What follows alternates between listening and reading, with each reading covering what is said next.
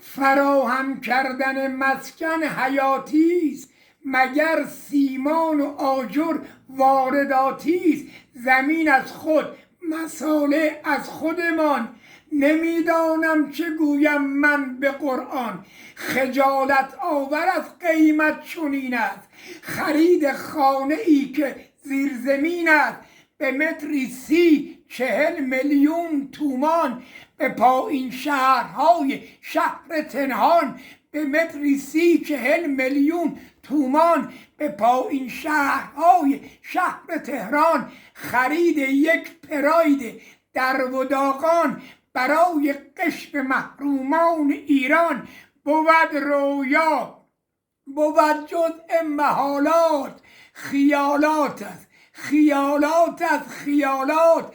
اگر آیین ما آیین مولاست، چرا پس اختلاسات رو به بالاست؟ چرا پس مافیا همواره زنده است، به دستانش بسی برگ برنده است. به هر جا بنگری دست توی کارند، بسی پنهان بسی هم آشکارند، بسی پنهان بسی هم آشکارند. چرا فحشا چرا پس منکرات است، کجای شهر ما آب حیات است.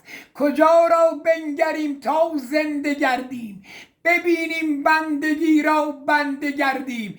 به هر جا بنگری حالش دلازار، ادارات شهر ما تا توی بازار. مدد کن ای خدا تا جان بگیریم، مدد از معنی قرآن بگیریم.